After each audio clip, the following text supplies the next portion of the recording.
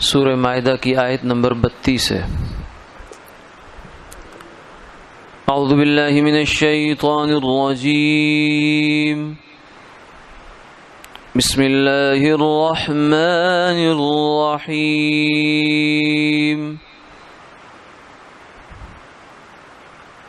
من أجل ذلك كتبنا على بني إسرائيل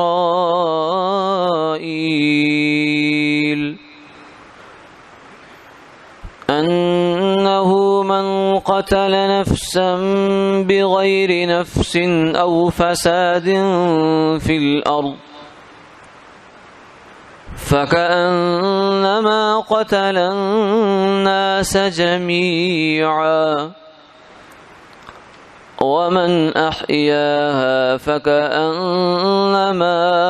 أحيا الناس جميعا ولقد جاءتهم رسلنا بالبينات ثم إن كثيرا منهم بعد ذلك في الأرض لمسرفون۔ صدق اللہ العظیم۔ اسی وجہ سے ہم نے بنی اسرائیل پر یہ لکھا کہ جو آدمی کسی ایک جان کو بھی بغیر کسی جان کے یا زمین میں کسی فساد کے بغیر قتل کرے گا تو گویا کہ اس نے سارے انسانوں کو قتل کر دیا، اور جس نے زندہ رکھا اس ایک جان کو تو گویا اس نے سب کو زندہ کر دیا۔ اور ہم ان کے پاس ہمارے رسول کھلے ہوئے حکم لے کر آئے، پھر بہت سے لوگ اس کے بعد زمین میں دست درازی کرتے ہیں۔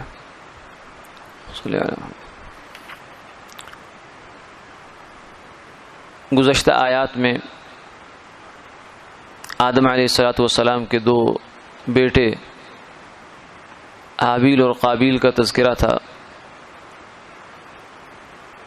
کہ اس کی نفس پرستی قابیل کی اس کو قتل تک لے گئی، اور پھر آپ صلی اللہ علیہ وسلم نے فرمایا کہ وہ قتل اتنا بڑا ہے کیونکہ اس نے قتل کا دروازہ کھولا ہے۔ جیسے خیر کا دروازہ کھولنا یہ بڑی سعادت کی بات ہوتی ہے کہ کوئی آدمی من سن سنتا حسنتا فلہ اجرها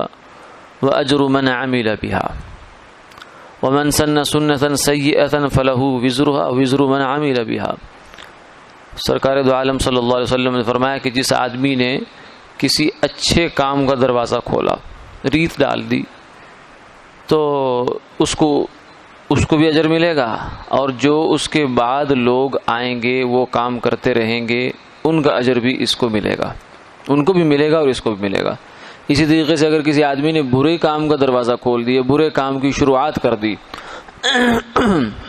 تو بعد میں جتنے لوگ اس برے کام کو کریں گے تو یہ آدمی ان کا ذمہ دار ہوگا، ان کو بھی گناہ ملے گا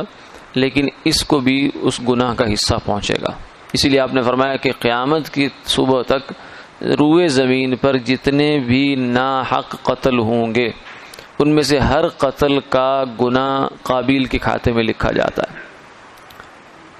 اتنا بڑا جو ہے اس کا جرم تھا۔ تو فرمایا کہ قتل یعنی انسان کا قتل، کسی مسلمان کا قتل، پھر ایمان والے کا وہ تو اور زیادہ بڑا ہے۔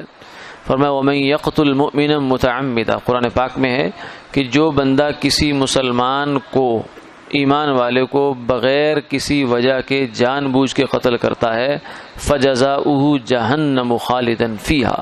اس کی سزا یہ ہے کہ وہ ہمیشہ جہنم میں رہے گا، یعنی یہ شرک کے برابر گویا کہ اس کو قرار دیا۔ اور دوسری جگہ فرمایا کہ لَزَوَالُ الدُّنْيَا أَهْوَنُ عَلَى اللَّهِ مِنْ قَتْلِ مُؤْمِنٍ، کسی مسلمان کے قتل اتنا بڑا ہے کہ پوری دنیا ختم ہو جائے، یعنی یہ نظام اللہ تعالیٰ کا زمین آسمان یہ ختم ہو جائے، اس سے بڑا مسئلہ ہے کسی مسلمان کا قتل ناحق، جو ناحق قتل ہوتا ہے اس سے بڑا جرم ہے۔ تو یہ فرمایا کہ اسی وجہ سے ہم نے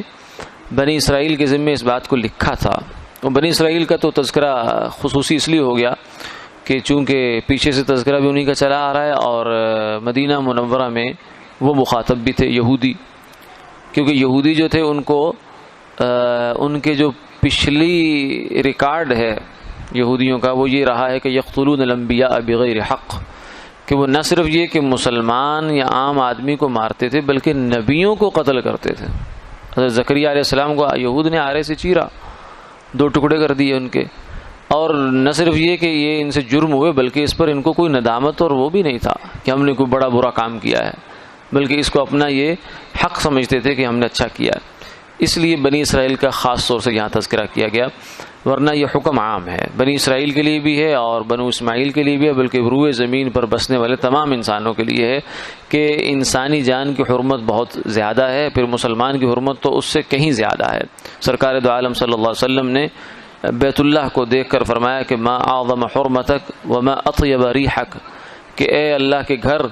تیری کیا عظمت ہے، تیرا کیا مقام ہے، تیری کیا خوشبو ہے، تیرا کیا انوارات ہیں، لیکن ایک مسلمان کی عزت تیرے سے زیادہ قیمتی ہے،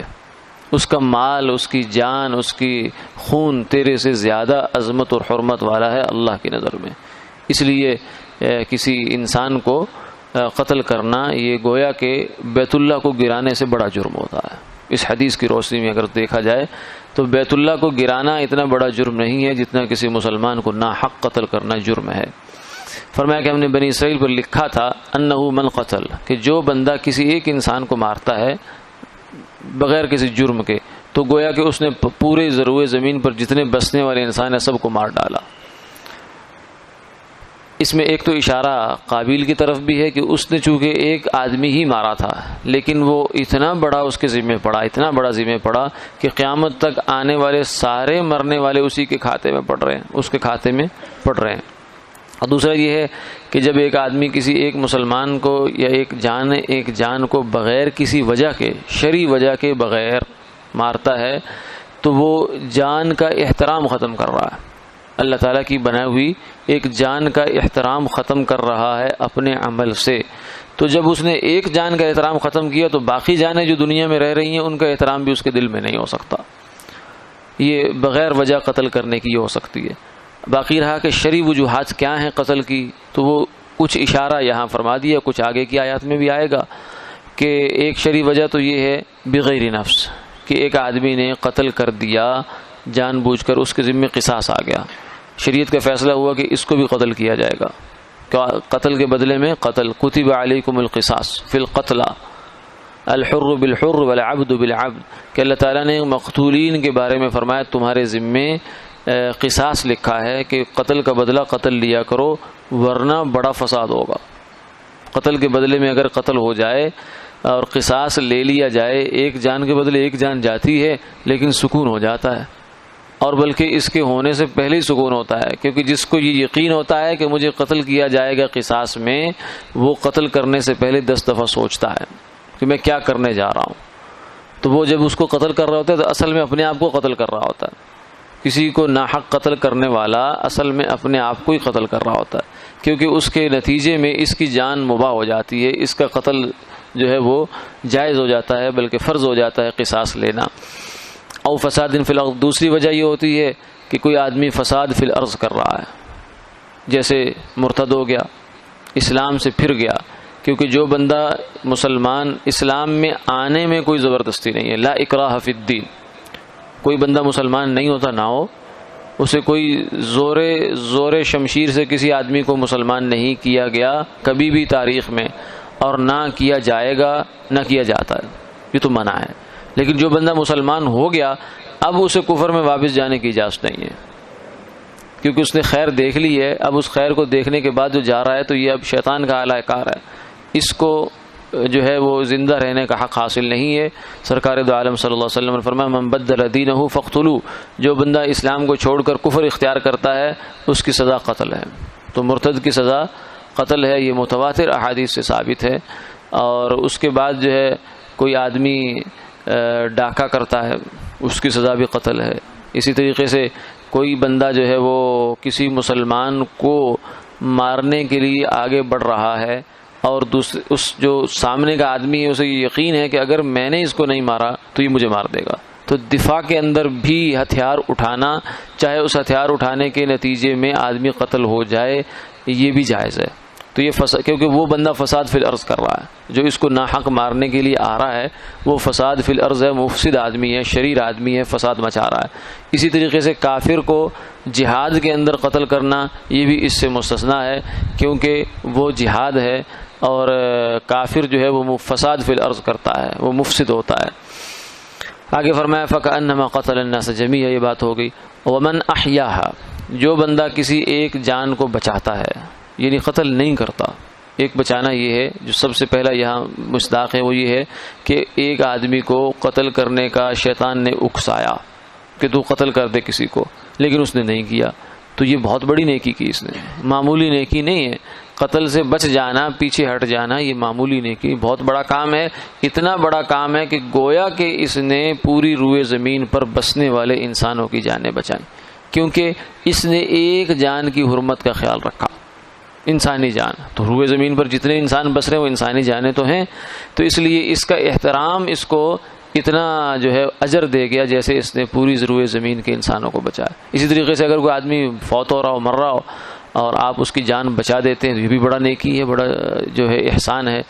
پیٹ بھر کے کسی کو کھانا کھلانا یہ بھی بہت بڑی نیکی ہے، کسی کو کپڑے پہنا دینا یہ بھی نیکی ہے، کسی کو سردی گرمی کا نظم کر دینا یہ بھی نیکی ہے۔ لیکن یہ سب نیکیاں تابع ہیں جان کے، اگر جان نہیں تو ان نیکیوں کو کوئی فائدہ نہیں ہے۔ تو جان بنیادی بات ہے، کسی کے بچانا انسان کی وہ بہت بڑی نیکی ہے، تو اس لیے کہ اس میں انسانی جان کا احترام ہے۔ آگے فرمایا وَلَقَدْ جَاءَتْهُمْ رُسُلُنَا بِالْبَيِّنَاتِ، کہ ان بنی اسرائیل کی جانب دوبارہ رخ ہوا کہ ان کے پاس ہمارے رسول آئے تھے، بہت واضح واضح باتیں لے کر، احکامات لے کر آئے تھے، لیکن اس کے باوجود یہ نہیں مانے۔